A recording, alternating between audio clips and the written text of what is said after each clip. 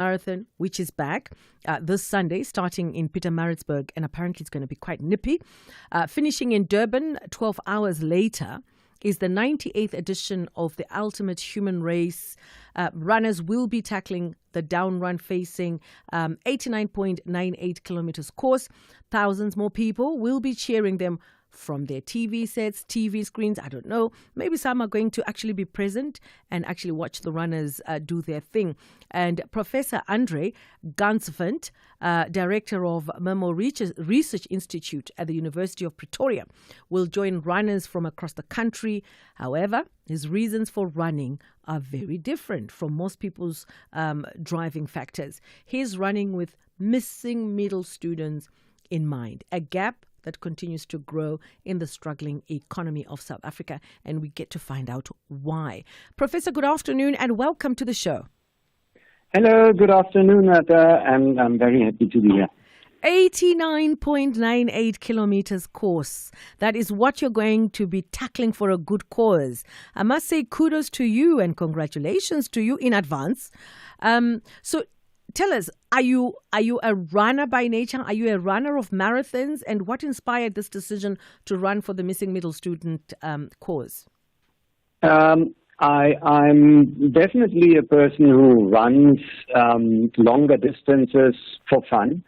I'm also like any type of fitness challenge, as long as it sounds crazy enough to do so.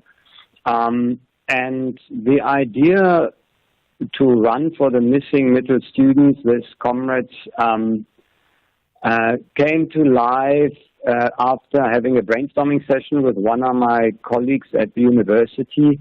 It was proposed that why not letting other people take part in the race for a good cause. And I was very intrigued to do that for the missing middle students, because for me, coming also from a working family background and knowing how difficult it can be to struggle financially and always keep checks and balances in place while concentrating on studying, I thought it's an excellent idea to raise awareness on the coming Sunday. And how have you prepared yourself for the run, and what sort of a goal have you set for yourself? The preparation for this year was very similar to the ones I did before. You have to qualify before you're allowed to enter, and then basically from very end last year over the then first 3 to 4 months this year, you just built in frequent running sessions during the week.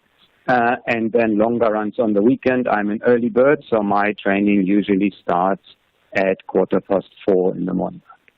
And coming back to the challenges that the students are facing, what have you witnessed? I know that you highlighted, we are all financially stretched.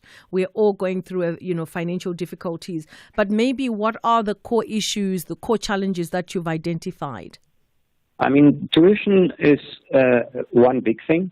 If you are struggling to pay tuition or not sure if you will be able to next semester, that definitely puts a spinner in the wheel for you and your mindset.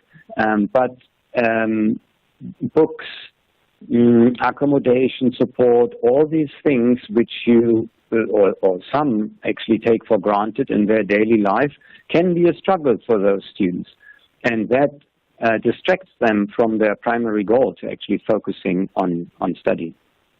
And taking a look at interventions, you have taken it upon yourself to try and do something. And I would like to believe other people most probably would be also keen to put their hand in it. How do we all play our part and support the cause, and how do people contribute? So for this particular case, we put out a call at a webpage which is called BackaBuddy. So BackaBuddy.coza, campaign for the academic fields to the finish line. You can Google it, and then you can choose whatever amount you think is worthwhile contributing, press the button, and that's it. Every little bit counts for those students. So this is, and then it shouldn't end there. To be aware of the issue and keeping your eyes open and be willing to help in kind or whatever, in whatever way, would be highly appreciated now, but also in the future. Look, just looking at the distance alone, it really freaks me out. 89.98. We're bordering almost 100 kilometers here, which is something else. And then looking at the numbers, the runners, that's like almost 22,000 runners? Yes. Who do you project, or what's your prediction? Who do you predict could be the winner of the race this year? This year? Well, I mean, I would like to answer that question twofold. I mean, the classical question, who will win the race? I think from the women's side, our local heroine, Gerda, has a very good chance to do so. Piet, yes, the men's field is a bit more balanced and stronger at the top, so it's very difficult to predict. But honestly, everyone who is crossing that finish line before the gates close, that heartbreaking moment exactly 12 hours later, everyone who is crossing it there, and especially the ones crossing it on the last bit, those are the real winners of the race. We are all winners of that race once we cross the finish line. And how many times have you done the comrades? I did it 3 consecutive years before this one, so this will be my 4th comrades. And in terms of raising funds, I know this is, the pot most probably gets other funding from other, fundraisers. How much do you think, or what are you looking at in terms of figure, the amount of funding that you're going to raise with this, with the running? So for this particular campaign, it's a startup campaign. We set the goal for the runner who is participating at 9,000 Rand. If someone can afford to spend 90 Rand, which is basically a visual mimicking of the 90 Ks to run, that would be awesome. So to the webpage, just spend 9. It's 1.5 cappuccinos less for the next week, and that's it. That would be great. I'm speaking to Professor Andre Gansvent, Director of the Memo Research Institute at the University of Pretoria, and running for a good cause and fundraising for the missing middle, the students that struggle to finish off their studies or pay for their fees, or those that struggle to concentrate because they are busy thinking of where they're going to find funding for their education. And maybe you are one of those people who feel you would like to contribute. You're absolutely welcome. But also, whilst we're having this conversation with the Prof, maybe you'd also like to share with us your experiences if you've run the Comrade. Maybe you have suggestions of how we can do this to improve what the Professor is trying to do in terms of fundraising. Give us a call, 086 000 2032. Send us a WhatsApp. Make sure it's crisp, audible, not more than a minute, 061 410 410 7. And then lastly, Prof, if you were to give advice, since you said you're an avid runner anyway, what advice would you give? See the runner as a mirror of life. It's an endurance race, and so we sometimes think is life too. Don't forget the enjoyable parts of it, and use it to strengthen your mind and will when you come across challenging times, and find ways to overcome them. Because it doesn't matter if it's a comrade's run, if it's the next upcoming exam, or it's just a difficult time with your loved ones or illness in your family members. You can do it. Just find the right way, and in an ideal world, do it with a smile. And if someone has never, taken a race in their life and they feel they want to do it, I suppose you can always walk. You can walk. I mean, comrades in particular, you would have to walk very fast in order to finish. And it might not be a good idea if you've never done a race to start with the comrades. But being a running coach myself in my free time, having someone who just starts to, I'm inspired, I really want to run, but I never ran 3Ks in my life. And we start building up a plan, and then the day comes and that person is actually managing to run their first 3Ks. It's slow, it's fine. We might walk in between, but the proud you get out of that at the end of those 3Ks, where the person said, I finally did it, it's all worth the sweat, tears, and time. Great stuff. That's Professor Andre Gansvent, Director of the Memo Research Institute at the University of Pretoria. Thank you so very much for chatting to us. And I'm appealing to corporates, to anyone who would also like to partake. Maybe you want to donate, whatever you can. Just log on to their site. That's www.backabuddy.co.za. Thank you so much and have yourself a great weekend ahead. Thank you very much, Bertha, and all the best for the rest of the show. And I'm looking out that you're rooting for me. I will be rooting for you, absolutely. Bye-bye. It's time for news. Good afternoon. In the headlines this hour, Gauteng legislature says the 7.9% decrease in crime during the first 3 months of this year represents an important step in the province's efforts to combat crime.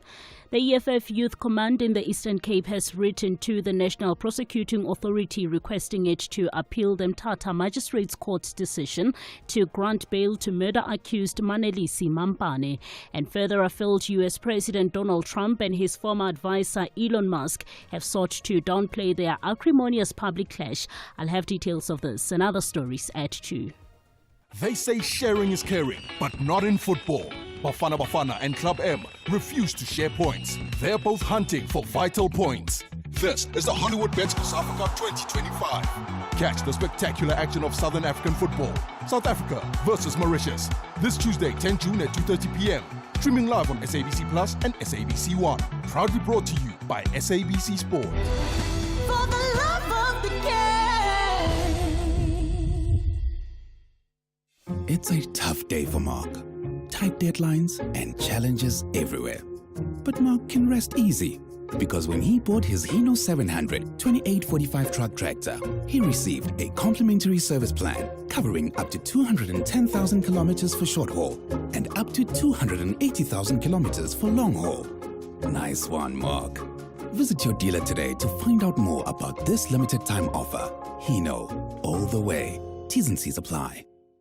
The Green Army mean business. They want maximum points. But the Blue Diamonds are confident they will walk away victors. This is the Hollywood Bets Super League. Do not miss out on the exciting encounter between SMVelo Women's FC and JVW Ladies FC.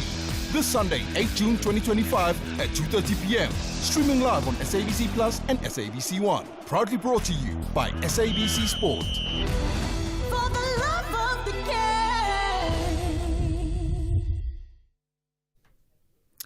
There's been a lot of talk, but there's what's real. The National Lottery is still here, still running, still paying out. And you can still win big, play Powerball and Powerball Plus for 30 million Rand in total estimated jackpots this Friday. Buy your tickets now in store on nationallottery.co.za, the mobile app, cell phone banking, or simply dial *120 *7529# for USSD. Panda Pusha players must be 18 years or older. Play responsibly. Ituba is the proud operator of the National Lottery. Living your best life on the Full Circle. Well, coming up is we're going to be talking to Pavs Pillay, Corporate Engagement and Behavior Change Lead at the Worldwide Fund for Nature. But before we get there, please also feel free. Let's share your experiences if you've run the Comrades Marathon or you intend to, or you've been practicing, or, getting yourself geared maybe for the next year or the year after, or maybe you've run a couple. It'll be quite fascinating to hear what has been your experience. So on June 9 last year, South African Gerde Steyn and Piet Vermstra from the Netherlands won 2024 Comrades Marathon.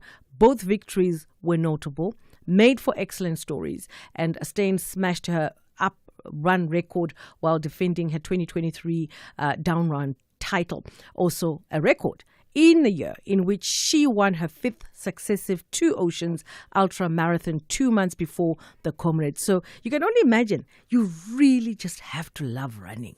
because I've tried, but I've failed dismally. I can run 5Ks, 10Ks, 20, yeah, we're pushing it, 40, we're pushing it, we're really pushing it. But otherwise, it'll be interesting to hear your views as well, and maybe give tips as to how you can actually prepare for the comrades. Now, coming back to what is happening with corporate engagement and behavior change. Well, I'm talking about South Africa being one of the best, most beautiful, biodiverse countries on earth. Yes, we do have an amazing country. This is why the Worldwide Fund for Nature, South Africa is inviting everyone to play their part in the nationwide visual movement. And our country, through your lens, capturing the places, people, wildlife, and showcasing incredible natural heritage. WWF has launched Our Country Through Your Lens, which is a visual storytelling movement calling on all South Africans to capture, share images that reflect our relationship with nature, and it's an open invitation to pause, observe, reflect on what makes South Africa's natural heritage so beautiful, from people and places to wildlife, everyday moments of beauty. And our guest this afternoon unpacks why this campaign goes far beyond just a photo competition. Pavs Pillay, Corporate Engagement and Behavior Change Lead at the Worldwide Fund for Nature, is on the other side of the line. Good afternoon and welcome to the show. Good afternoon. Thank you, Bertha, for having me. This sounds very exciting. How does Our Country Through Your Lens invite people to reflect on their personal connection to the environment? Well, it's one of our best campaigns. It's about being present in the most beautiful country's green and blue spaces. It's about celebrating our wonderful biodiversity, so all our plants, our animals, and our people. It's about enjoying spaces from the top of Table Mountain to the natural landscapes, to the mountains in the Midlands, in the KwaZulu-Natal, up into the grasslands, whether you're on the beach, whether you're on the sea. It's about well-being. It's about immersing yourself in nature, connecting back to nature and understanding that nature feeds, fuels, and finances us as a species. And why specifically storytelling through images is so powerful, is such a powerful tool for building a culture of conversation? Well, you know the old saying, a story tells 1,000 pictures, and a picture tells 1,000 stories. Nothing like seeing a beautiful image to capture your heart and your soul, and then remember how beautiful a country we actually have and how important that biodiversity is for our own livelihoods, for our people's livelihoods, and for our country's economy. What's really nice about using images is that it gets you to connect directly with nature. It gets you to have a very immersive experience in our green and blue spaces. And I think sometimes we take it for granted. If you look at our country, we have the ocean, we have mountains, we have the most amazing weather ever. Yes. And then we have a desert on the one side. Yep. Very unique. Absolutely. I mean, we're ranked in the top 20 as the most mega biodiverse countries, not just for the level of species, but for the diverse ecosystems and the diverse biomes. So what you're describing is what we would call a biome. And what's amazing about ours is a lot of them are still intact. A lot of them have not been degraded by either overdevelopment or exploitation. There's still spaces that we can hold sacred. There's still spaces where there's heritage involved, where there's a culture and a spirit connected to it. And there's still places where we can actually go and enjoy and look after and respect. And, you know, if you respect something, you look after it. And you look after it, it'll be with you forever.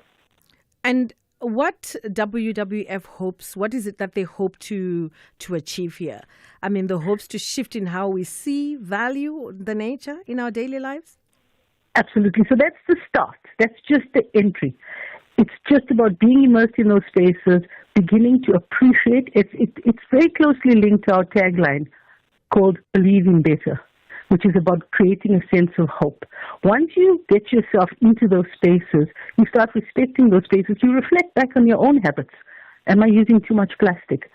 Is it an issue of overconsumption? What are the small actions I can do as a South African to be an environmental champion so that we can always have these beautiful spaces going forward for my children, for my children's children, and, for many generations ahead. It's about making you think about putting the environment as one of your top qualifiers when you think about how you live your life. And what would be, your words of wisdom to some degree? I mean, we've been experiencing growing climate pressure as well as biodiversity loss. Well, my words of wisdom is that we can reverse all of that. Because I am an eternal optimist. I live by the Believe in Better hashtag. I think we can turn it around. I'm not asking people to change their whole lifestyles. We're asking people to make small changes, because if you and I make a change and the next person makes a change and the next person makes a change where we consider the environment, our actions around what we consume, our plastic, our water, where we drive to, how we park our cars, where we drive our cars to, how much we consume, what food we consume, understanding that water doesn't come from a tap. If we think about all of those, the small actions you put in your life has a massive amplified impact, which means together we start making a real difference to the planet. Let's talk about the entries itself. How do we take part? How does it work? Well, it's very easy. You basically take your favorite photograph, and please don't forget, we want human beings in these beautiful photographs, because human beings are just as much as part of nature and ecosystem as any other animal. So any photograph that feels that, one of our beautiful ecosystems or showcasing one of our beautiful biodiversity, post it on our Facebook site, upload it on our Instagram or TikTok. Just look at WWF South Africa, use the hashtag Believe in Better. You have until midnight tonight, and then it closes, but we already have about 1,100 entries. So we really want more, because we want people to really take part and be completely part of this campaign. And the prizes, what do you stand to take away? Well, I wish I could enter, but unfortunately I can't, because the prizes are really super. So the winners who will be announced on the 2nd of July get a fully paid 2-night stay at the beautiful game lodge in KwaZulu-Natal known as Babanango. They're one of WWF South Africa's partners. And you get to go on a game drive with a famous photographer who's going to give you all the tips and tricks about taking pictures in wildlife. And then we have 4 runner-up prizes, which is even better, with our partners at Sealand. And Sealand take plastic that you would not be able to recycle, and they make some of the most amazing gear, bags and jackets and purses and bottles and things like that. And we're going to have 4 of those big Sealand prizes, each worth 2,500 Rand for our runner-up winners.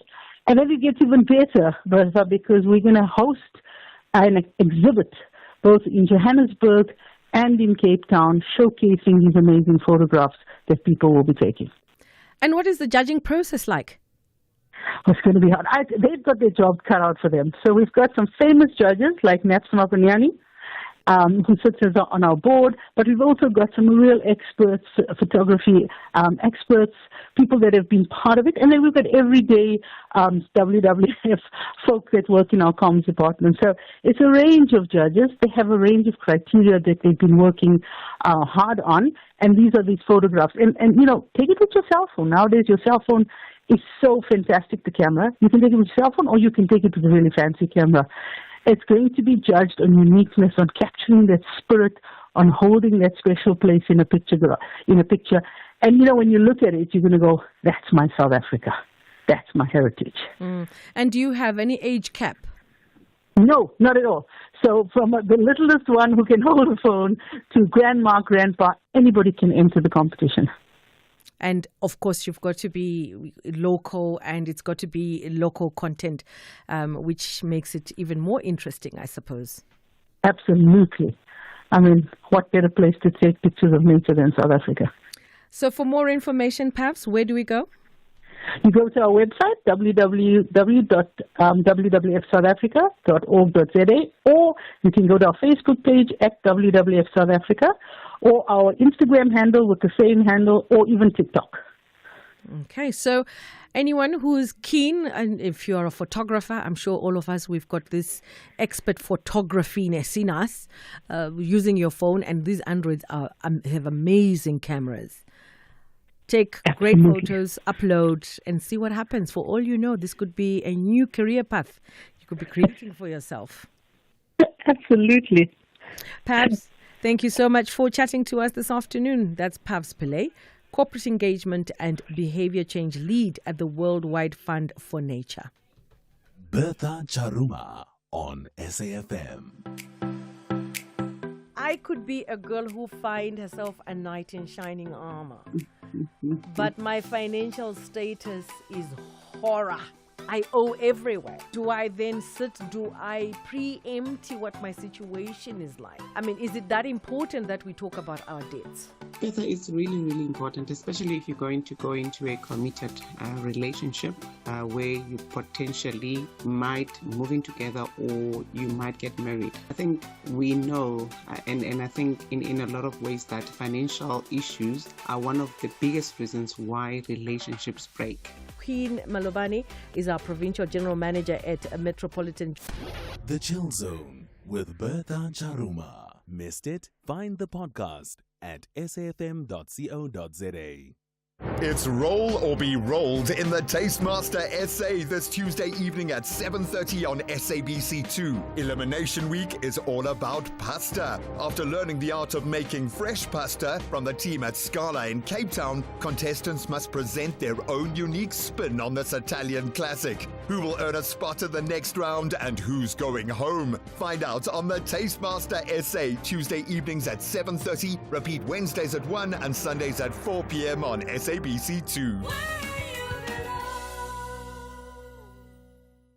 Dive into the future with SAIMI, the South African International Maritime Institute. SAIMI supports to unlock maritime opportunities through education, research, skills development, and maritime advocacy. Join us in contributing to a sustainable ocean economy for South Africa and beyond. Explore a sea of opportunities and be part of the maritime transformation. Visit saimi.co.za today. SAIMI is funded by the National Skills Fund on behalf of Department of Higher Education and Training. Bafana are preparing for the World Cup qualifiers with 2 international friendlies against Tanzania on Friday, 6 June, and Mozambique on Tuesday, 10 June 2025 in Polokwane. Both matches will be at the new Peter Mokaba Stadium at 7:30 p.m. The tickets are available at Ticket Pro at 60 Rand for adults, 30 Rand for children under 12, and scholars in uniform. For more details, visit safa.net and Bafana on X. I'm Michelle Constant. Join the JSB crew and I every Saturday and Sunday morning between 7 and 10 a.m. We promise to keep you informed and entertained with innovation, culture, cars, travel, life learnings, environment, and of course, your big fat juicy. Small stories, big ideas, massive inspiration. The Jet Set Breakfast on SAFM. Stages, pages, screens, and more on The Full Circle. The Faculty of Art, Design and Architecture, FADA Gallery, is proud to present Waiting and Remembering by Senzeni Marasela and Xenopolis by Heinrich Neumann. 2 solo exhibitions presented in tandem that offer layered, complex reflections on Johannesburg's urban landscape. This is opening on the 7th of June 2025, and the landmark exhibition invites audiences to experience the city through 2 distinct artistic perspectives, exploring themes of identity, displacement, and memory in a compelling visual dialogue. And I'm joined online now by Heinrich. That's Heinrich Neumann, visual artist. This is all, in relation to Hugh J. FAD Gallery's tandem exhibition featuring solos by the 2, that's Senzeni and Heinrich. Heinrich, good afternoon and welcome to The Full Circle. Good afternoon. Quite exciting. So as I was just going through some of, the explanation of your work, it is quite fascinating. And maybe if you would like to elaborate, give us some form of a picture of what the exhibition is about? Yes, so I work in the medium of video installation, and it's quite difficult to market at this point because it's a site-specific work, so the work only gets realized in the space as I am putting it up. And it's a bunch of old electronics, electronic waste, and then a lot of screens playing video. And it's supposed to be reminiscent of a cityscape. And the kind of intention behind it is to give us an idea of what we might experience within the city, like how we make meaning of being, city dwellers, and what it means for us to, find ourselves within these incredibly complex spaces. And I use Johannesburg as a departure point. My experience living in Johannesburg last year. And yes, I use a bunch of different kinds of imagery and metaphors. And central to that idea is, to that, way of working is obviously, or not obviously, it's for me to explore ideas of alienation and how one feels quite lonely in cities, even though you're surrounded by so many people. I think there is a sense of feeling a bit out of place sometimes in these very tense environments. So, yes. So I was just looking at the word. Is it Xenopolis? I hope I've got that right. Oh, yeah. So that comes from the Greek xenos.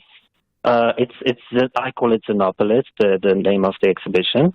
That the Greek word xenos means stranger or guest.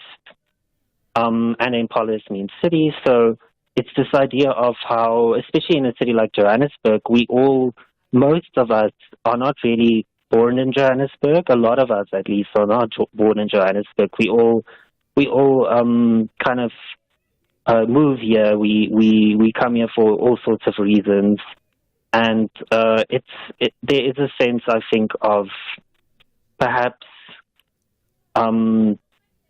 finding it to be a bit of a strange environment, especially if you're from a rural area.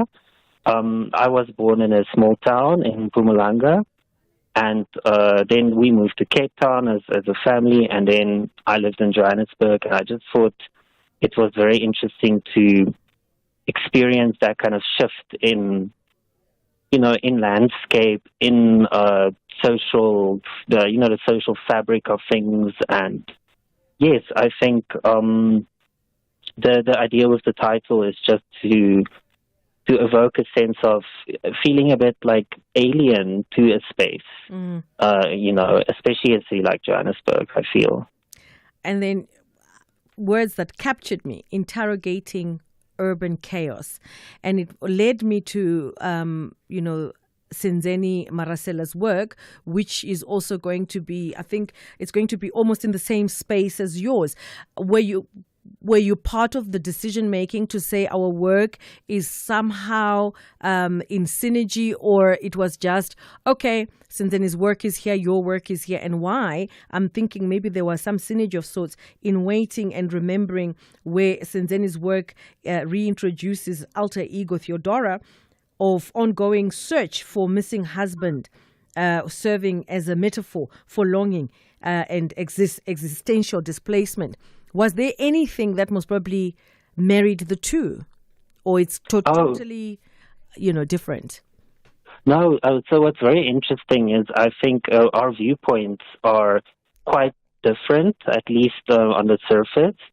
But we both really talk about the experience of Johannesburg, and especially of like there's a certain kind of how do you say, like a certain kind of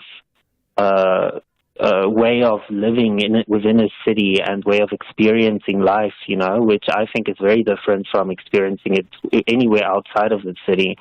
And I think what's very interesting about Senzeni's work is it's obviously based on a persona, and it's a much more personal experience of the city. And even though my viewpoint comes from a very personal space, I feel I feel my work gets a little bit more, not general, but I do feel it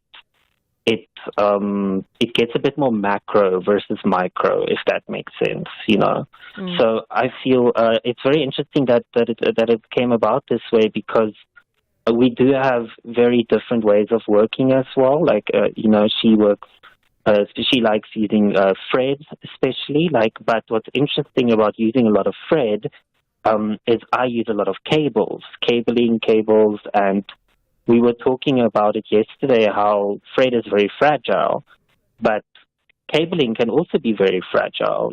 Like how we feel disconnected when there's a breakage of an undersea cable, for example, and then our internet slows down.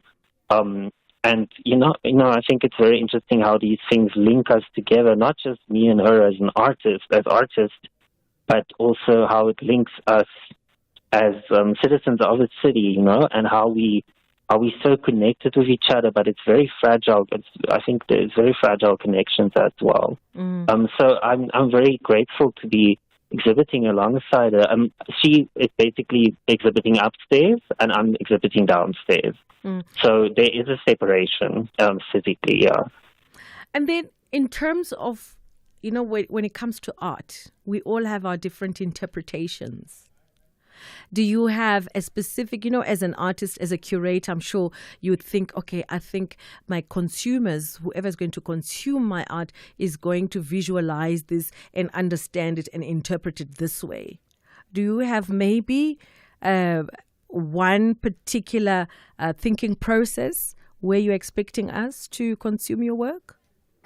So I think most artists, I feel, tend to not think so ahead of the process. I think a lot of us are just trying to express ourselves, and a lot of us, I think, are very happy to hear all sorts of interpretations, all sorts of ideas and feelings that get evoked by our work. And I do feel there isn't one correct interpretation.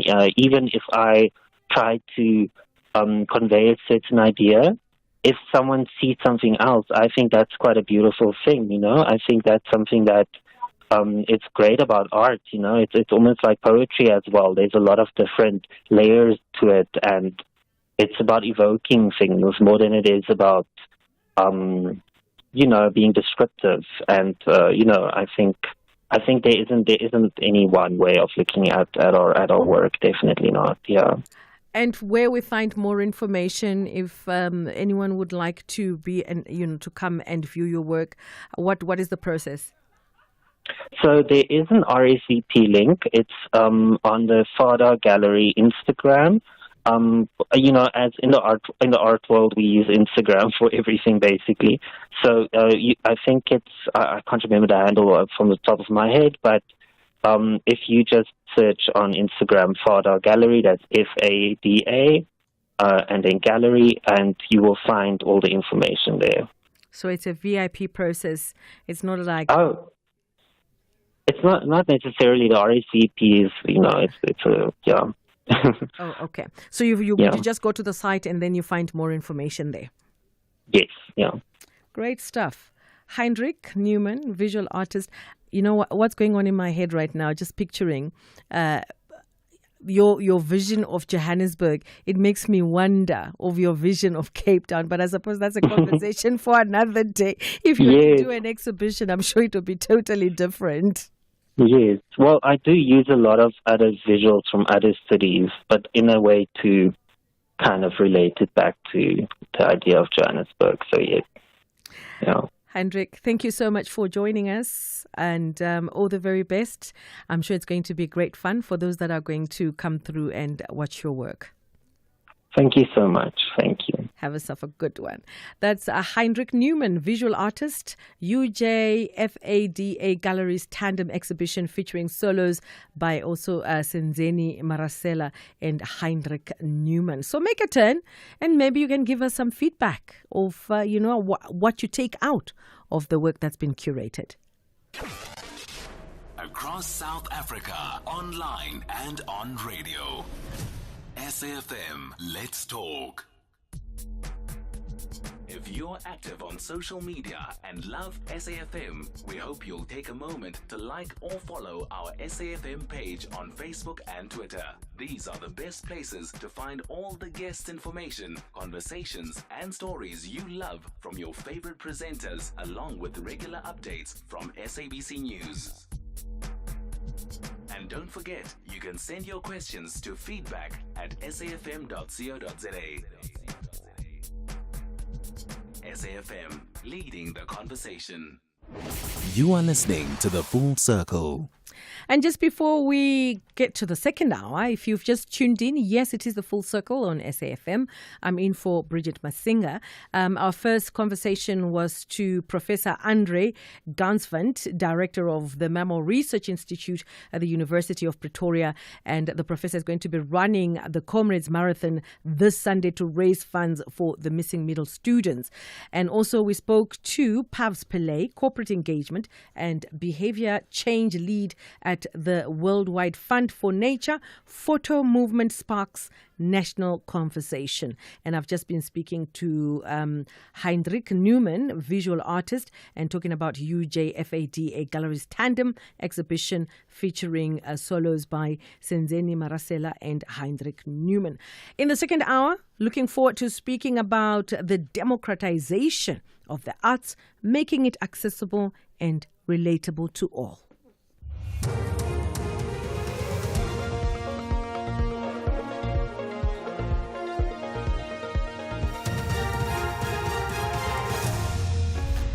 In the top stories this hour, Gauteng legislature welcomes decrease in crime stats and Trump's relationship with Musk collapses. Good afternoon, I'm Kulufelo Tefo. The 7.9% decrease in crime in Gauteng during the first 3 months of this year represents an important step in the province's efforts to combat crime. That's according to Bandile Masuku, Community Safety Committee chairperson in the Gauteng legislature. The fourth quarter Gauteng crime statistics for the 2024 to 2025 financial year also shows that besides kidnappings being on the rise, there was a decline in sexual violence, robbery, aggravated and murder cases. This is Masuku's reaction. This represents a significant step forward in the province's ongoing efforts to combat crime. The committee is particularly encouraged by the 10.8% reduction in murder cases, which reflect the continued commitment of law enforcement agencies and effectiveness of collaborative crime prevention strategies. However, the committee remains deeply concerned about the ongoing occurrences of multiple murder incidences, which continue to devastate communities. The EFF Youth Command in the Eastern Cape has written to the National Prosecuting Authority requesting it to appeal the Mthatha Magistrates Court's decision to grant bail to murder-accused Manelisi Mampane. The Walter Sisulu University member of staff allegedly gunned down 24-year-old student Sisonke Mbolekwa during a students' protest in April. The court granted Mampane bail of 10,000 rand on Tuesday. This sparked further students' protests, with 5 of them being arrested. Eastern Cape EFF Youth Command Coordinator Dabane Mfama. The basis to which Mr. Mampane was allowed bail is irregular. It does not make sense. I mean, during the court proceedings, you would know this, that the magistrate paused for a second, went outside. After receiving a note, we do not know what the message is carried by that note. He comes back, issues the bail to Mr. Mampane. So our disconnect with that process is such that there was irregularities that we see inside the court proceedings. Presiding Judge Rata Mokgwahleng has ruled against the state's attempt to bring additional photos of some of the accused before court as new evidence. The state wanted to introduce images of accused 2 Bongani Ntanzi and accused 3 Mthobisi Mncube. Some of the photos, including selfies downloaded from the accused cell phones, allegedly show Mncube with dreadlocks and a gold tooth, features that match witness descriptions of the gunman inside the Foslura's house where Meyiwa was fatally shot in October 2014. The trial has been adjourned till Monday. Judge Mokgwahleng says the state should bring a formal application. And I would accede to this application by the defense so that people can physically see the court is fair. So the application to cross-examine or re-examine Brigadier Gininda on the basis of the photographs which were encapsulated in Exhibit S. Is that so? It's different, that evidence, from what the state now wants to lead. The court rules that you have to bring a proper application as requested by the defense. A 43-year-old former South African cricket player has been convicted and sentenced on corruption charges in relation to the 2015 and 2016 T20 cricket match fixing scandal by the Pretoria Specialised Commercial Crimes Court. Hawk spokesperson Katlego Mogale says in 2016, an anti-corruption official at Cricket South Africa received information about allegations of match fixing by Nkateko Mbalati. Mbalati was arrested in November last year, along with 2 other members. He is among the 4 former cricket players that have been convicted and sentenced in relation to the T20 match-fixing scandal. Mogale says the 5 years imprisonment has been wholly suspended. Mbalati was arrested together with Zolekile and Totobe in November 2024. He has since appeared before the Pretoria Specialised Commercial Crimes Court, where he was sentenced to 5 years imprisonment, wholly suspended for 5 years on condition that he is not found guilty of the same offence during the period of suspension. And finally, U.S. President Donald Trump and his former advisor Elon Musk have sought to downplay their acrimonious public clash. In an interview after hours of sparring, Trump said things were going very well. White House aides are reported to have arranged a call between the 2 men to broker a peace. Earlier, Musk had backed down on his threat to pull out of the key part of the U.S. Spaces program. Trump, in return, has threatened to revoke government contracts with Elon Musk's companies. Speaking to the BBC, Elon Musk's father, explained that the row with President Trump was over a point of principle. Elon has this sort of inbuilt, ever since he's a child, he's had this inbuilt sense of honor and never tell a lie and all that sort of thing. And, for him to be caught out later, he would rather, say so now. And so he's standing on principle. The top story this hour, Gauteng legislature says the 7.9% decrease in crime during the first 3 months of this year represents an important step in the province's efforts to combat crime. Headlines at 2:30 for SAFM News. I'm Kolofelo Tefo. Are we ready for a real conversation? SAFM, leading the conversations that move us. It's Roll or Be Rolled in the Tastemaster SA this Tuesday evening at 7:30 on SABC2. Elimination Week is all about pasta. After learning the art of making fresh pasta from the team at Scala in Cape Town, contestants must present their own unique spin on this Italian classic. Who will earn a spot in the next round and who's going home? Find out on the Tastemaster SA Tuesday evenings at 7:30, repeat Wednesdays at 1 and Sundays at 4 p.m. on SABC2.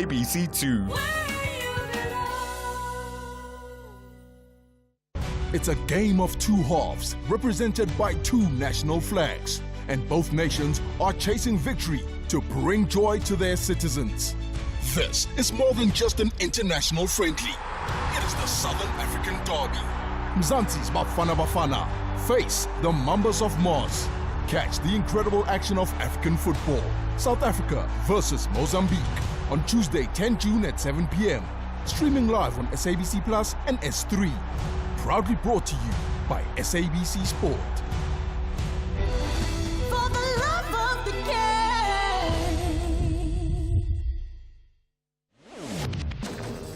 Oliver Dixon on SAFM. So from a timing perspective, has the president instructed the minister over the last 2 weeks or so to complete drafting this policy directive and to gazette it as soon as possible? To my knowledge, there hasn't been any pressure from the presidency in this regard, and I think that the communication from the office of the presidency to the media has been that Starlink wasn't specifically discussed inside. I can fully understand why the timing would look suspect. That's Gwena Maloto, the spokesperson of the Minister of Communications and Digital Technologies, Soli Malati. This week, today, Fridays, 6 to 7 p.m. You are listening to The Full Circle.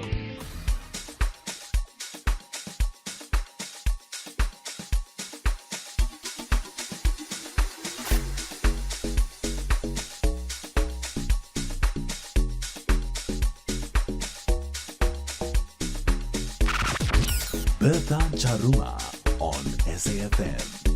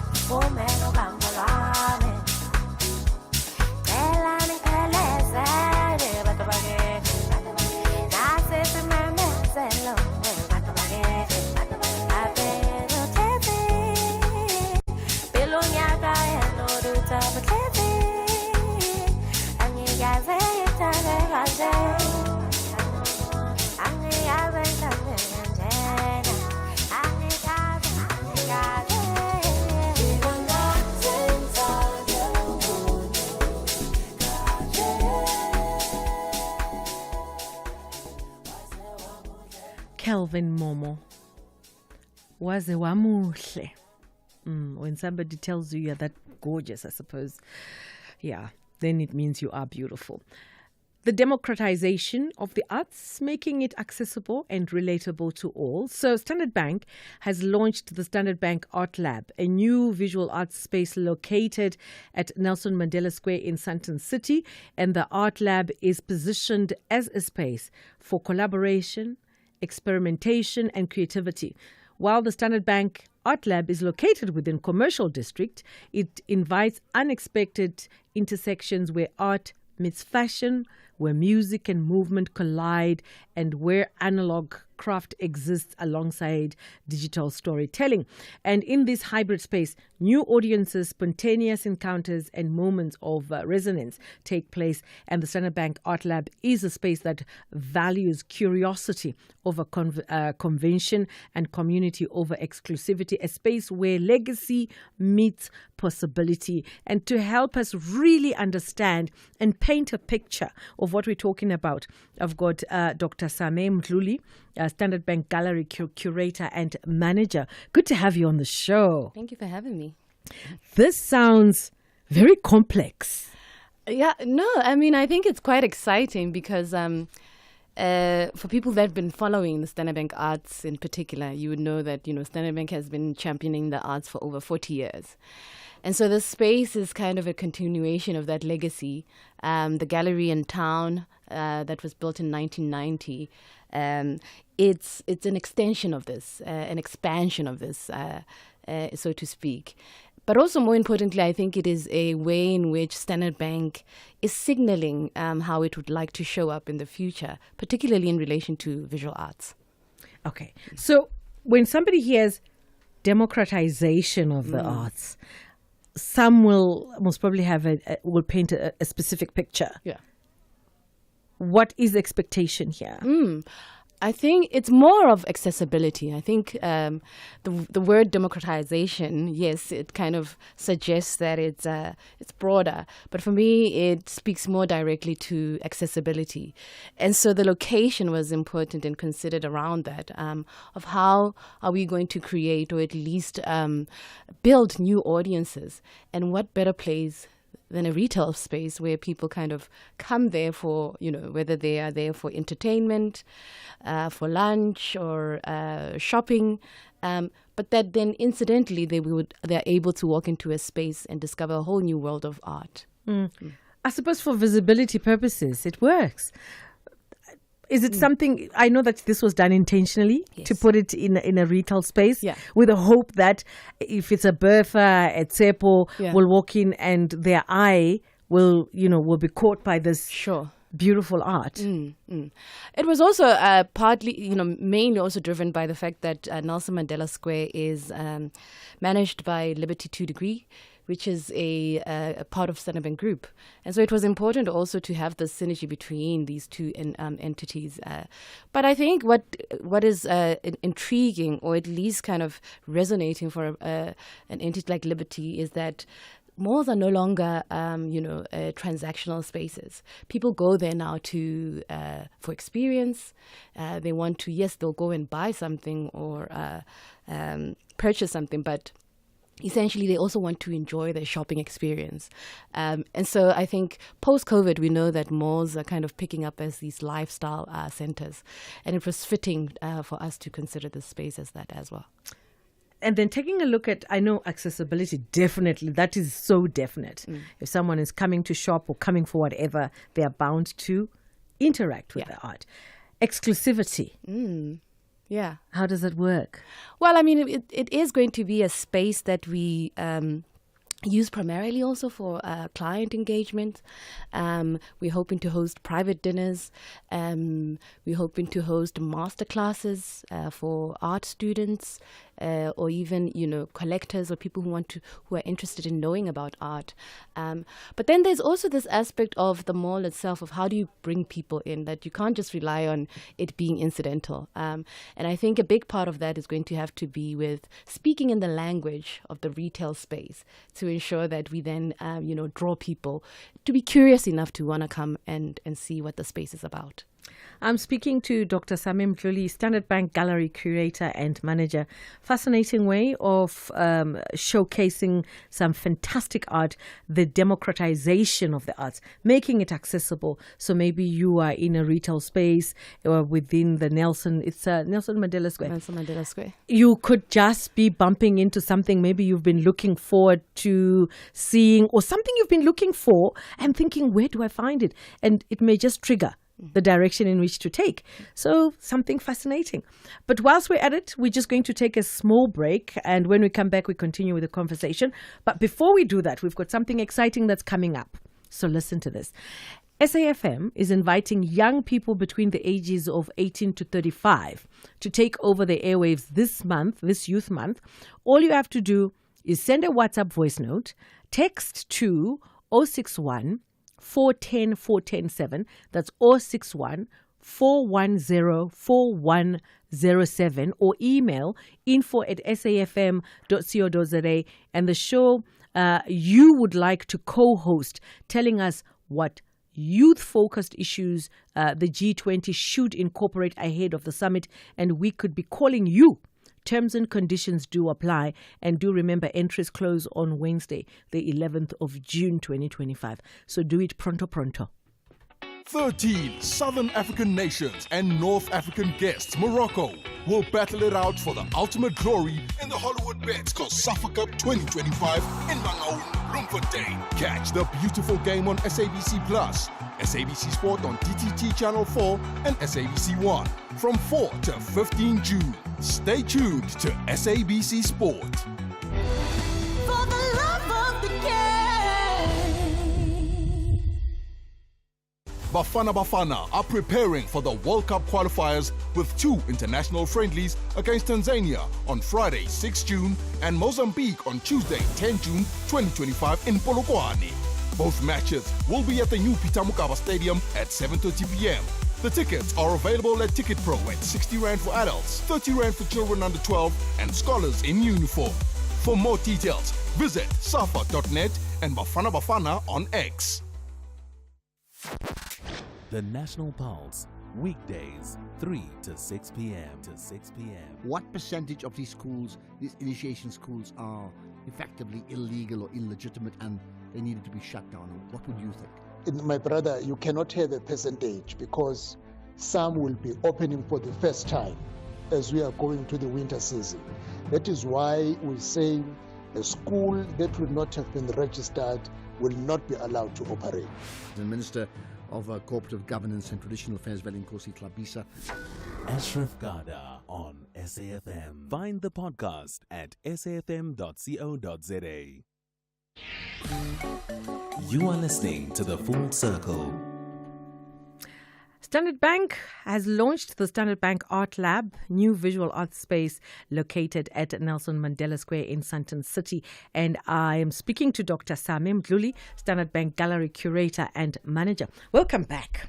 Thank you. So Standard Bank has literally taken, a stand in investing in the arts. Why? I think it's again, like I said, the legacy of 40 years speaks to, I think, an overall commitment that Standard Bank has had.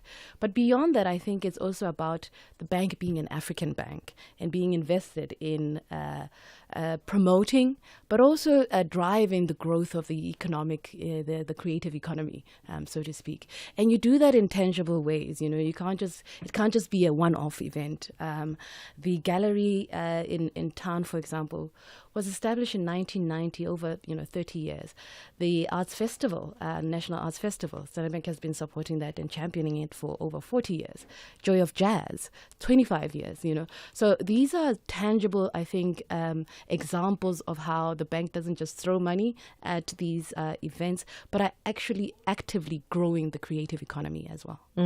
And why is it so essential to invest and preserve the arts? I mean, you've just highlighted some of the factors that that play a pivotal role, and also considering South Africa, we are so big. Yes. When it comes to the arts, yes. And I think a lot of people undermine the how the arts can actually drive the economy. Sure, and also shape, I think, a positive image of the continent.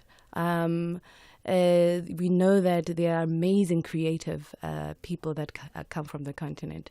I was joking, joking, and actually I'm manifesting it as well into the space, that the way we also see in the Standard Bank Art Lab, that it is experimental and it's not strictly about just visual arts. So if someone like Black Coffee, for example, wants to do a curated set in the space, a musical set, right, that then starts to expand your notion around listening to music, sound art to a certain extent. So these are this is how I'm thinking about the space and how it will expand in terms of what we think of creative modes.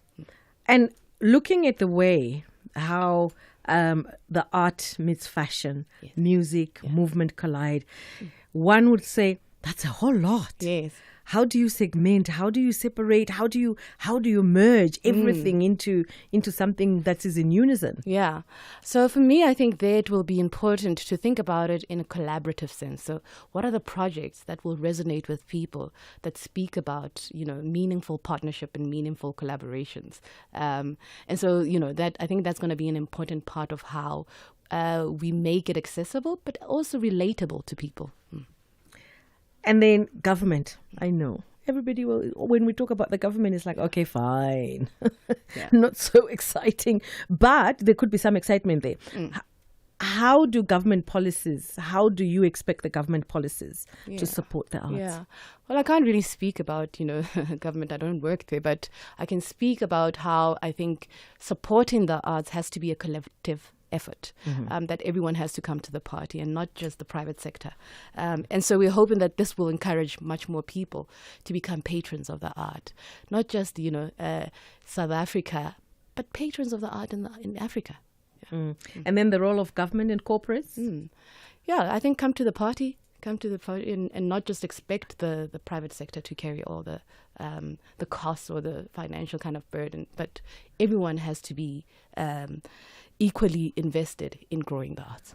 So the great thing is Standard Bank has taken a stance, and 40 years supporting the arts, it's a lifetime. It's a lifetime, yeah. The role of corporate sponsorships and partnerships in fostering artistic growth, how do you see that working? Well, I think, like I mentioned earlier, building physical spaces. I think there are very few corporates that can say they have an art gallery that is invested in showcasing world-class exhibitions. The Standard Bank Gallery was the first to bring 84 original Picasso art pieces back in 2006. I don't think you will ever have that moment. Right now, most of these cultural spaces are privately owned, So for us, I think it's also important to kind of signal, or at least be the example, to show the stand of what can be done in promoting the arts. And then maybe lastly, the cultural, the social, the economic benefits. I think we've just touched on the economic benefits a little bit there. How do we then get, especially the cultural part and the social part, to be in cohesion? Yes. A big part of that is education. And I think a big part of the Standard Bank Lab will be about building a very interesting educational program that's about reaching young children. We know that there is already there isn't a big gallery going or museum appreciation culture in this country. And so things like that are about building an audience from a very young age. I once heard a professional from France saying it's likely, and the French with culture, they're big with culture. Paris alone is like full of museums. And the one thing they say is if a child, if someone never walks into a gallery as a child, they're likely never to do so as an adult. It is true. Yeah. It is true. You have to be introduced to some of these things. So if someone is keen, if someone wants to be part of it, whether from an artistic perspective, you want to be an exhibitor, is there a platform where you go to? Yes, they can follow us on our social media platforms where opportunities will be posted. There's our website, our sponsorship website, and of course come to the space and engage with me, the curator that's there, as well as visitors that will be there. We're hoping to see artists that come through to see, the space itself. So all are welcome. That's our guest this afternoon on The Full Circle, Dr. Samim Mdluli, Standard Bank Gallery Curator and Manager. This is something unique, something interesting, something really fascinating. So Standard Bank is launching the Standard Bank Art Lab, a visual art space located at Nelson Mandela Square in Sandton City. So if you are in Johannesburg, I mean, really, you can make a turn, go see for yourself and understand what we're talking about. The Art Lab positioned as a space for collaboration, experimentation and creativity. This has to take thinking outside the box. Definitely. Yeah, definitely. Which is why I was saying, collaboration will be a big part, because in collaborative moments is when I think the biggest kind of imagined ideas come up. Thank you so much, Dr. Samim Mdluli. Thank you for coming through. Thank you for having me. And bye for now. Well, to stand by for news coming up shortly. SAFM values your views. Be an active citizen. SAFM supports a litter-free South Africa. Play your part in keeping our surroundings and environment clean.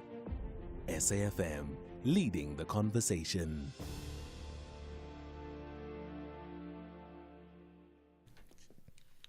And still to come, we've got Kids Corner just after the news headlines. But before, that's the last 30 minutes of the show. Looking forward to speaking to Mike van Graan, playwright, The Good Wight. This is a new play by acclaimed South African playwright Mike van Graan, who has extended, the show has been extended until Sunday. That's the 8th of June at Market Theatre in Newtown, Johannesburg. So if you were intending to go and watch it and you hadn't had the time, I suppose it's just been given a little bit of a lifeline so that, you have that opportunity. Let's cross over to the news desk, and when we come back, it's Kids Corner. Good afternoon. In the headlines this hour, the EFF in the Free State has called on the community of Bloemfontein in the Free State to stand up against criminality. This follows the kidnapping of the 19-year-old Kamokhelo Baukudi. Gauteng legislature says the 7.9% decrease in crime during the first 3 months of this year represents an important step in the province's efforts to combat crime. And further afield, Israeli Prime Minister Benjamin Netanyahu has thanked the U.S. for imposing more sanctions on the ICC. I'll have details of this and other stories at 3. You are listening to The Full Circle.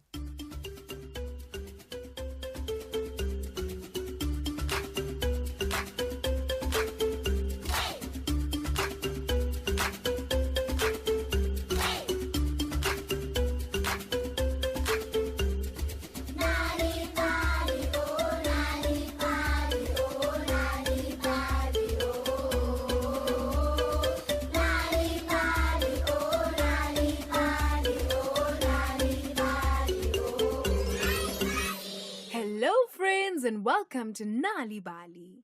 Did you know that you are never too young to help solve problems? Big or small, problems are a part of life. But the good news is that everyone's problem has a solution. And sometimes the best ideas come from young minds just like yours. Whether it's helping a friend, fixing something at home, or coming up with a clever new idea, you can be part of the solution. Your thoughts, creativity, and kindness make a big difference in the world. Today's story is called The Hidden Town, written by Jason van Rensbeck. But before we listen to today's story, let's all get up and...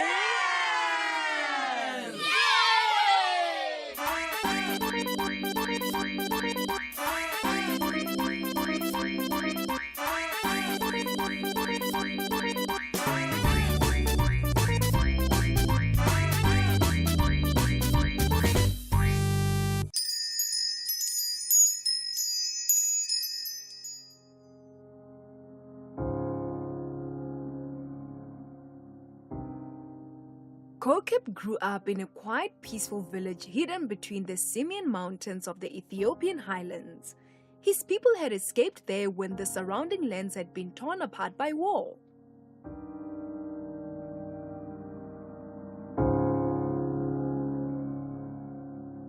The elders said that they were ancient giants who lived in the mountains. These giants had once been friends to humans, but their friendship ended when humans tricked the giants into making weapons of war for them.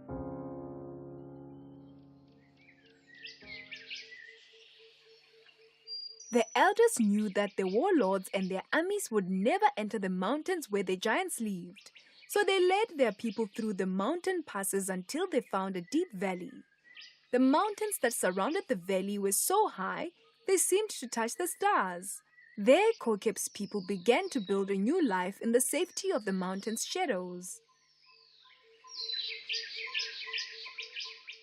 At first, everyone was grateful for the peace they had found, but as time passes, the tall cliffs that protected them from the outside world also cast long dark shadows over the village. The sun's rays could barely reach the valley floor. The village and farmlands were dark and gloomy. The crops struggled to grow, and the people felt the weight of the shadows pressing down on their spirit. Kokeb watched the once happy villagers grow sadder by the day. I must find a solution. I can't bear to see the people so sad. Kokeb said to himself. Night after night, Kokeb lay awake in his bed trying to think of a way to bring the light and warmth of the sun to the village.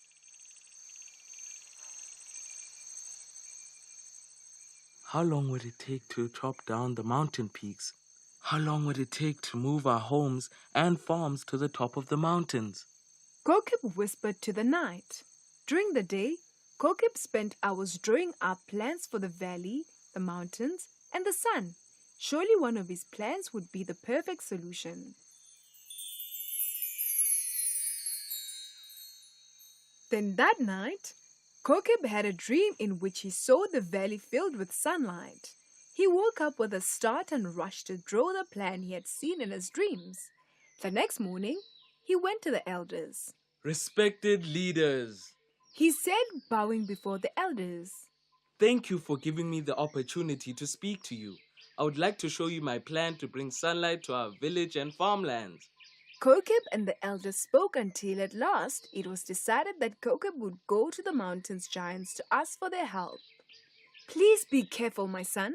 The giants do not trust humans. Please come back to us unharmed. Kokeb's mother said.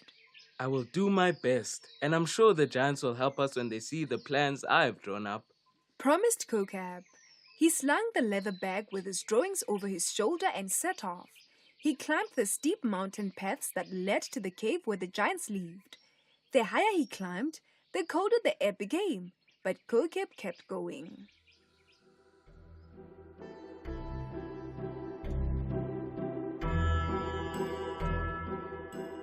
Two days passed before Kokeb finally arrived at the giant's cave. The entrance was guarded by a massive door. Kokeb gathered his courage and knocked on the door.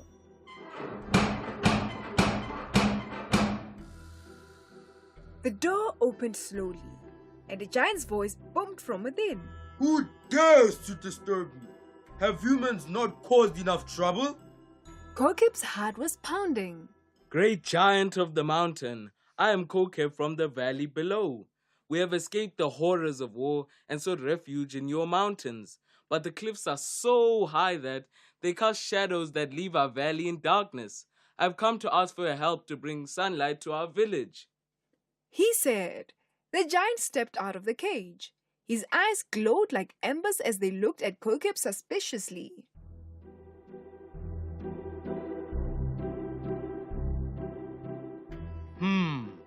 Humans have tried to trick us before.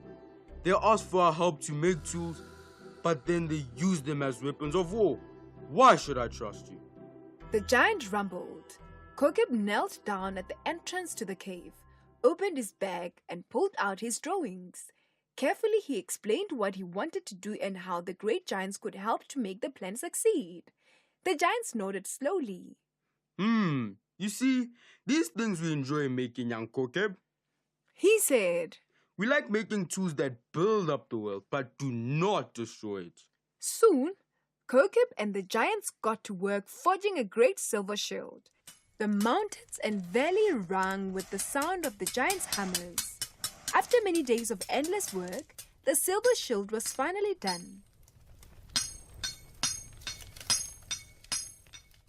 3 giants led Kokeb to the highest peak above the valley, carrying a massive silver shield.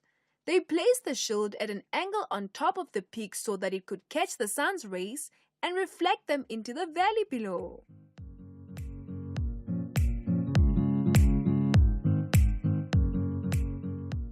And as the sun rose the next morning, the shield worked perfectly.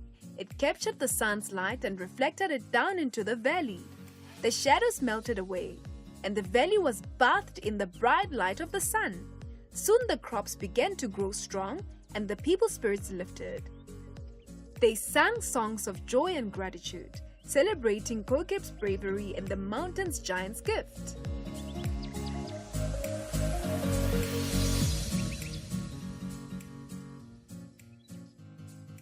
Kokeb was hailed as a hero who had dared to climb a mountain and win the hearts of the mountain giants.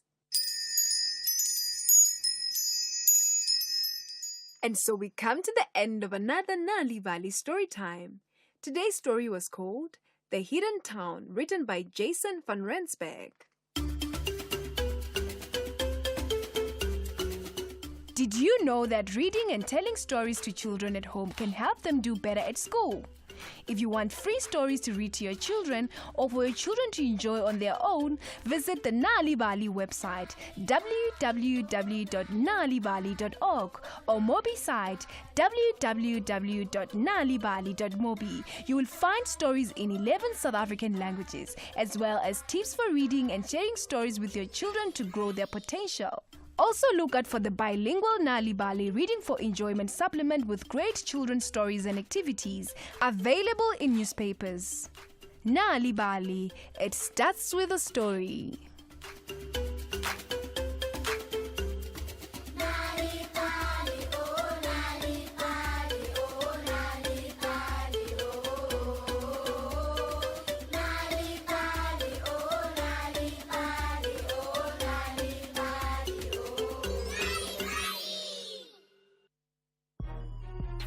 Can one word unlock eternal glory? Okay, maybe just a shiny trophy and bragging rights. It's Password US, hosted by the king of chaos himself, Jimmy Fallon. Celebrities try to guess words. Hilarity ensues. Logic? Optional. Laughter guaranteed. Password US, where saying the right word might win the game, but saying the wrong one is way more fun. Password US, Saturdays 7:30 on S3. Say it like you mean it, or don't. We're not judging. 3 points in football is a big achievement. That's precisely what Durban ladies and UWC ladies are searching for. This is the Hollywood Bet Super League. Catch the thrilling clash between Durban ladies and UWC ladies this Sunday, 8 June 2025 at 11 a.m. Streaming live on SABC Plus and SABC Sport on TTT Channel 4. Proudly brought to you by SABC Sport. For the love of the game. Hi, I'm Zycard. Catch me every Saturday from 7 to 9 p.m. on Spotlight as we bring you blow-by-blow sporting action, news. That's Spotlight every Saturday. You don't want to miss it.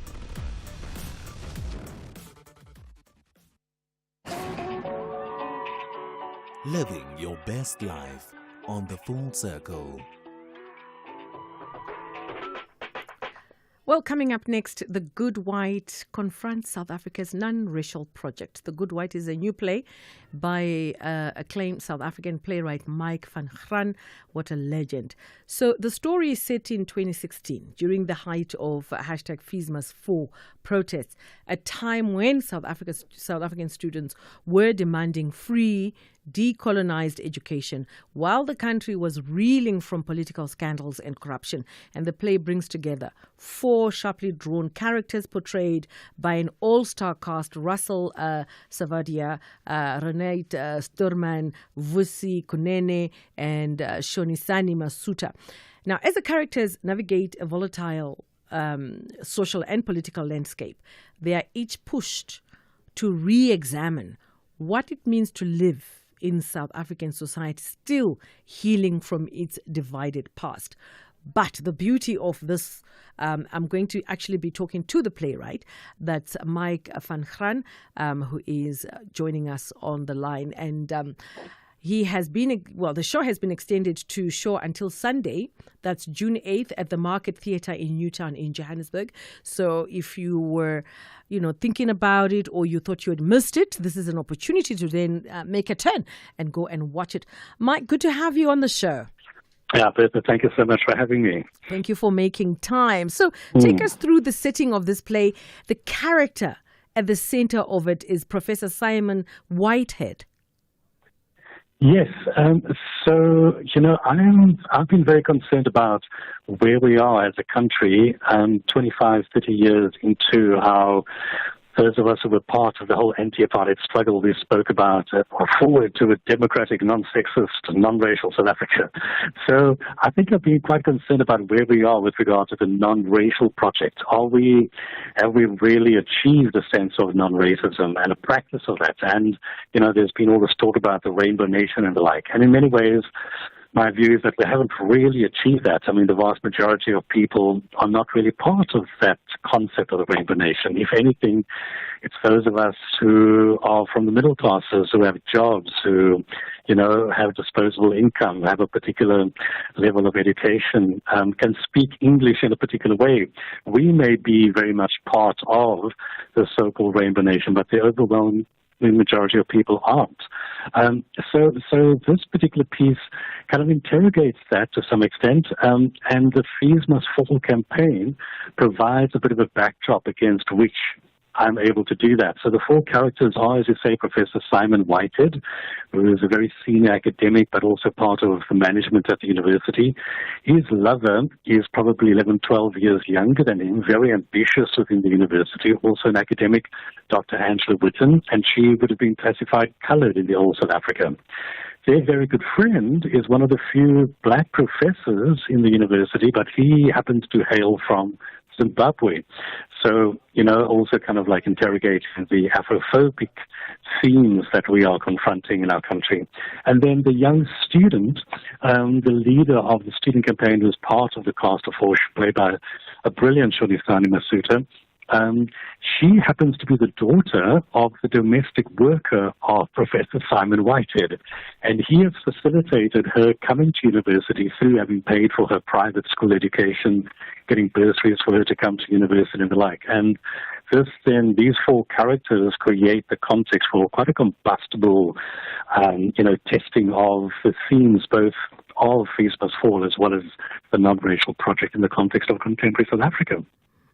And what are some of the critical questions you are asking in this play? And I like the fact that you've touched on quite tidbits, talking about unemployment, for instance, talking about our economic environment, which is really, really tough at present. A lot of people are struggling.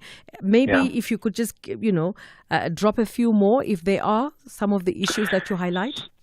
Yes, so the Fees Must Fall campaign was very much about decolonization, right? So getting rid of the Rhodes statue, getting rid of the art on the walls and so on, decolonizing the curriculum. So that's probably one of the key themes of the play as well. And I suppose what is contested about that, and there's some of the themes that are kind of debated around this, is the extent to which we have really decolonized, the extent to which decolonization sometimes is more of an elitist project or a very superficial project. As one of the characters says in the piece, many people have experienced changes to their situation in a very superficial way. The names of their cities have been changed, or their towns, the names of their streets, the names of their schools, named after struggle heroes. To some extent, that's kind of quite superficial transformation that has occurred because the quality of the education hasn't changed. Their streets are kind of growing potholes. So towns that are named after struggle heroes are not able to deliver water and sanitation and those kinds of things. So the play kind of like looks at this thing that we call this non-racial, new, servicing everybody kind of country, but questions the reality of the extent to which substantial transformation has occurred as opposed to the more kind of superficial transformation that we've been talking about. And who are some of the actors on stage, and how has the audience responded thus far?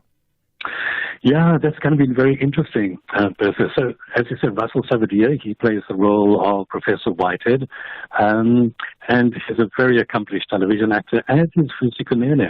So, Vusi Kunene, everybody knows him from a whole bunch of television programs that he has been part of. He plays the part of the Professor Emmanuel Kabwato from Zimbabwe.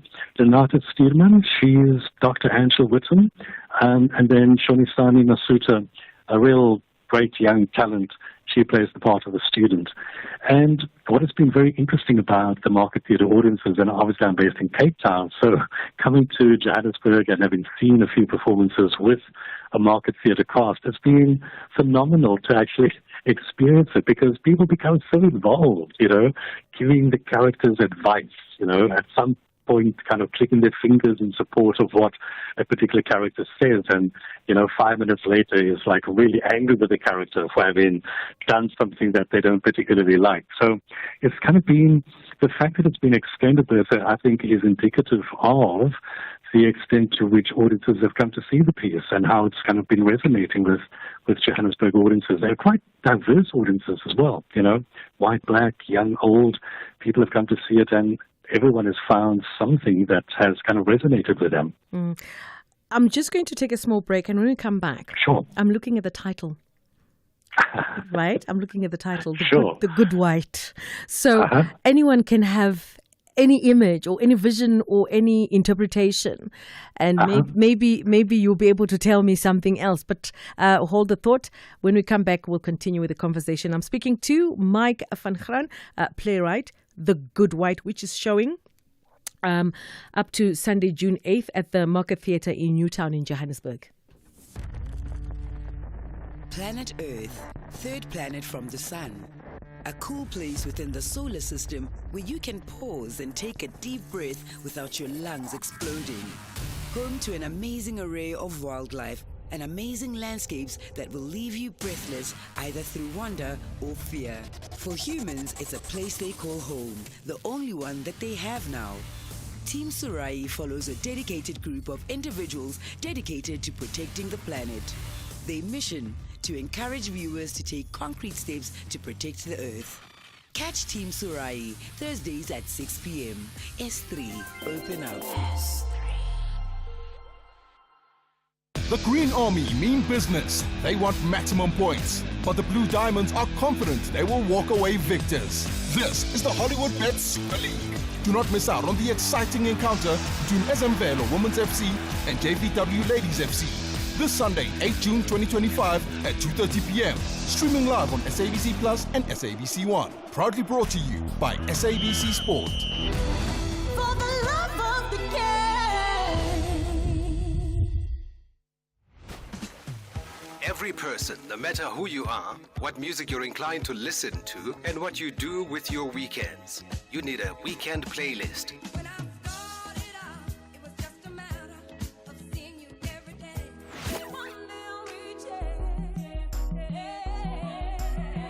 It's that musical mix of music that accompanies the lazy weekends, whether catching up with friends and family or just taking some time to reflect.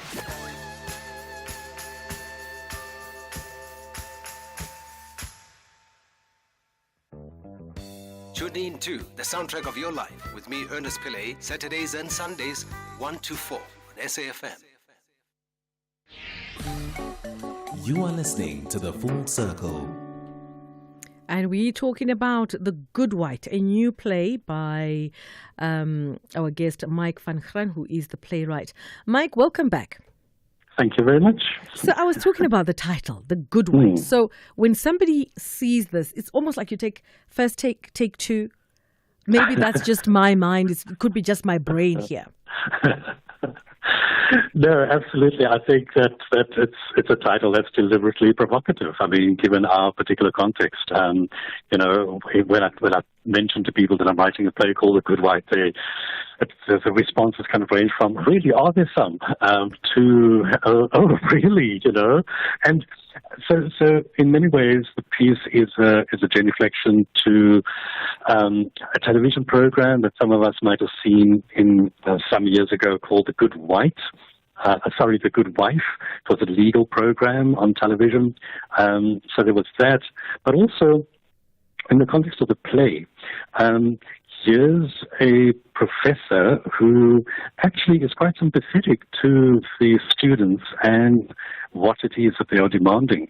And he's also got a bit of a struggle history. So he has been detained before and spent some time in jail on behalf of the ANC. He was banned for 5 years by the security police. But now he becomes the symbol of the students' animosity by virtue of him being white. So they don't really care for his struggle history in much the same way that, Madiba didn't really matter to them because they didn't experience Madiba. What they experienced post-1994 as a generation of students born after 1994 were all the kinds of challenges that they were encountering at university. So for them, this person is a symbol of their anger. He's their Cecil John Rhodes in a way. And so the piece kind of looks at how someone who has been part of the struggle, has been a good white in that sense, becomes the target for the anger of students. And what does this do to him through the course of him experiencing the kind of anger that he does? He also speaks about the extent to which what he proposes at times is not listened to because the content doesn't matter, it's where it comes from. And this is not a piece that is in any way kind of autobiographical. I mean, I don't identify particularly with any of the characters as such, but I know what he is saying because when people hear my surname, for example, they kind of assume that I'm white and Afrikaans. Mike van Graan is going to be on the next plane to Trumpland, taking refugee status or something. You're not one of the 49, the famous 49. Exactly. And yet, when I went to university, I had to apply for a permit to go to UCT because I was classified colored at that time. And so my permit subject, in fact, was drama. So, you've got this kind of thing about, and because I kind of grew up in the shadow of Steve Biko, those of us who weren't classified white, we kind of identified as black, as it were. We were, that's what our political identity was. So you've got this kind of irony where Mike van Graan is like this white Afrikaans surname, and yet, my history is kind of quite different to that. And so to some extent, this is what I'm exploring and playing around with in the piece as well. You've worked with artistic director of Market Theatre, Greg Homan, as he directed the play. How has the collaboration been for you, and do you foresee working on more productions together? Yeah, it's actually been really, really, really good. I mean, I first worked with Greg some time ago in 2009. I did a play called Brothers in Blood, a commission from the Market Theatre. And he wasn't at the Market Theatre at the time, but the artistic director then appointed him to direct this piece. It was a piece kind of exploring the tensions between Muslims and Jews and Christians set in Cape Town against the backdrop of the Pagad activities in the city. And Greg directed that and did a fantastic job. So he knows and understands my work. When he became the artistic director and I pitched this piece to him, he had another director in mind. And I was saying to him, Greg, you were actually at Wits at the time of the Fees Must Fall campaign. Please consider directing this piece because you do know and understand my work. And he managed to change and shift that around. So it's actually been a really good exercise because I'm based in Cape Town. He's been rehearsing in Johannesburg. And we've been communicating. I've never been part of any of the rehearsals, but through what they've encountered on the floor, we've been able to talk through things. I've been able to change things and so on. So it's been a really good collaboration. Yeah, and certainly if there were opportunities to do work together in future, I very seriously consider that. And where to next for the production after Market Theatre? Yeah, so it got launched down in Cape Town at the Said Oosterfees, which is one of the Afrikaans festivals that happen at the Market Theatre, and the Said Oosterfees collaborated, basically all putting money into this piece to be able to bring it to the boards because it costs literally hundreds of thousands of rand to do a show like this. So it started here and just had 2 shows, and then it ran at the Market now for an extended week, so for 4 weeks, and we are quite keen to bring it back to Cape Town. People have been asking, hey, when is it coming to Cape Town again? We missed it for the 2 shows that it was here. So that's kind of on the boards. We don't have a definite date or time or theatre yet, but that's something that we're working for. Mike, it's been an absolute pleasure. Thank you so much for joining us this afternoon on the show. Thank you very much for having me. Really appreciate it. And bye-bye for now. That's Mike van Graan, playwright, The Good White. That's a new play, and it's actually been extended. So if you would like to go make a turn, if you are in Johannesburg, the show is showing until Sunday. That's the 8th of June at Market Theatre in Newtown. So go and explore, go and see what it's all about. It's got an amazing and all-star cast: Russell Savadier, Renate Sturman, Vusi Kunene, and Shonisani Masuta. And quite an exciting, play. So go make it 10 and tell us what you think about it. But otherwise, on that note, I suppose it's time for me to say au revoir. But before I do go, thanks to my technical producer and my content producers for making everything as smooth as possible. And I've been standing in for Bridget. We will do this again, hopefully sometime soon. But from myself and the team, have yourselves a fantastic weekend ahead. Here, there, and everywhere.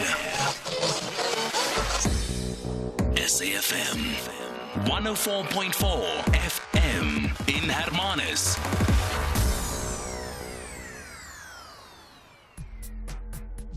If you're active on social media and love SAFM, we hope you'll take a moment